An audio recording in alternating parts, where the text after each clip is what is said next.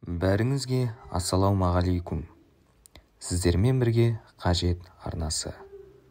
Жусан көп жылдық өсімдіктер тегіне жататын жер бетіндегі ең ащы өсімдіктердің бір түрі.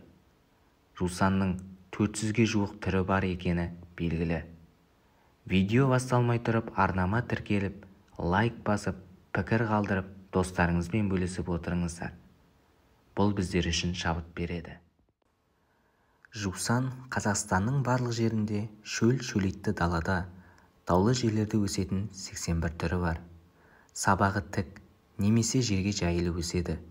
Жапырағы кезектесіп орналасқан, қауырсын тәрізді, шеті тілімденген, кейде бүтін жиекті. Шілдеден қыркүйекке дейін гүлдейді. Қазақстанда ғана өсетін бір түрі, дәрілік шөп ретінде ерекше мәні бар. Шырғалжын жусанның жапырағы мен сабағын жеуге болады. Құм жусанды құм тоқтату үшін пайдаланылады. Арасында улы таврий жусаны да кездеседі. Оны мал жемейді. Ащы жусан Маңғыстауда өседі. Биіктігі 60-100, кейде 120 см болады. Тамыры жуан.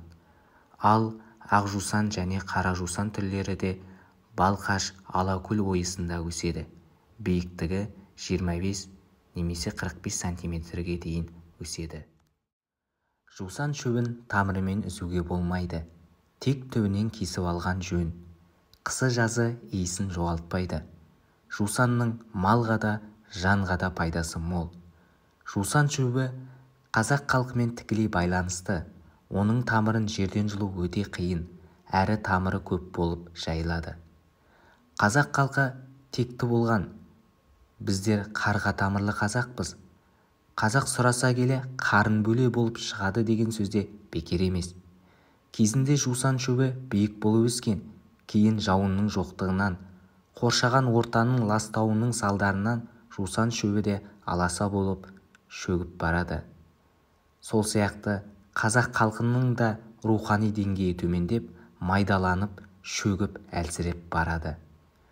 Жусанның бастапқы отаны Палестина мен Мысыр елі болған деген деректер бар. Ертеде оны арабтар киелі шөп деп те атаған, ал қазақша дәрмене атауы дәрі міне деген мағынаны білдіреді. Жусанның күнделікті өмірде адамға пайдасы туралы айтатын болсақ, жусан сөлі тәбет ашады, ас қорытады, әртүрлі микробтарға қарсы тұрады.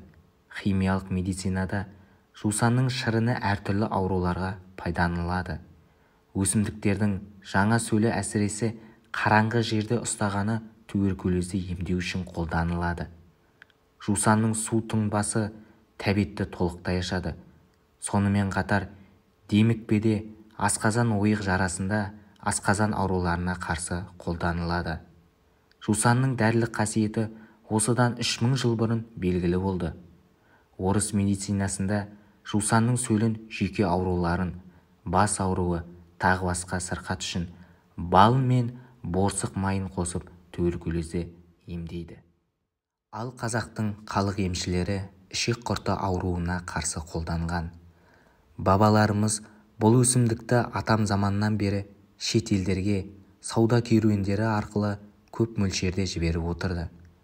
Қара жусанның тамырын тәбет ашуға, ішек, асқазан, іш тоқтатқанға, бауыр, өт қалтасы ауруына пайдаланылады. Сондай-ақ оның құрамында инулин, эфир майы және басқа да қажетті дүние кездеседі. Елдің арасында демікпеге шалдыққан адамға қара жусанның сабағы мен жапырағының түтінін ескететін болған. Жусан қан тамырлары кеселінен тазартады. Жусан шөбін көп иіскесе жүрекке пайдасы мол. Асқазан жұмыс істеуін жақсартады, әрі іштегі құрттарды тазартатын қасиеті бар. Жусан шөбіне жуынып бойдағы сасық иістен тазаруға болады. Жусан өсімдігін көбінесе үйде тұтынатын заттарға, атап айтсам, киізден жасалған тұз киіз, сырмақ, кілем және аңның терісінен жасалған құндыз бөріктер мен тондарға, көбелек құрттары түспес үшін іліп қояды. Оның ащы иісі көбелекті жолатпайды, яғни сол жусанның иісінен керекті заттарды бүлінуден сақтайды. Жусан бөлмедегі ауаны тазартып, жүйкені тыныштандырады. Тіпті моншаға түскенде жусан жапырақтарын пайдалануға болады. Ауыз шаюға керекті тұнбаны бір ас қасық жусанды бір стақан суға тұндырып пайдалануға болады. Және де қазіргі аяқ киімдердің ішіне иіс шықпас үшін аяқ киімнің ішіне жусанды салып киіп жүрсеңіз, аяғыңызды дымқылданудан, иістенуден қорғайды. Бұл біздің денсаулығымызға оң әсерін тигізуі сөзсіз. Қазақтың кез келген баласы жусан дегенде ерекше сезімге бөленеді емес пе? Жас кезімізден жусан иісін ескеп өскеннен бе, ауыл жайлы әңгіме қозғалғанда алдымен өсімдіктің осы түрі еске түседі де тұрады. Ұлан байтақ даламыздың қай қырына барсақ та оны кездестіреміз. Жусан арғы бергі қыры атты адамға айшылық алыс жол болатын кең байтақ жеріміздің сәнін кіргізіп тұрған секілді болады да тұрады. Бүйрегіміз бұрып тұратыны да сондықтан да шығар. Бәлкім әлі күнге дейін барлық буын өкілдері шырқап жүрген бірқатар әндерде иісі бұрқырап жататын жусан жайында айтылатын өлең жолдары кездеседі. Құл боп барып, қайсар мінез, қабілет дарынымен Мысыр елін әділдікпен билеген бейбарыс сұлтан бабамыздың да сан жылдар бойы дала еркесі жусанды аңсап өткені тарихтан мәлім. Қысқасы, қазақ үшін жусанның жөні бөлек деп айта аламыз. Біздің даламызда өсетін аталмыш өсімдік туралы толғана тілге тиек етуіміздің себебі де сонда. Алайда даламыздың сәніне айналған жусан жайында қаншалықты жақсы білеміз. Ол дәрілік өсімдік. Сондай-ақ басқа да қасиеті аз емес. Өкініштісі, біз оны бағалай алмай жүрген жоқпыз ба?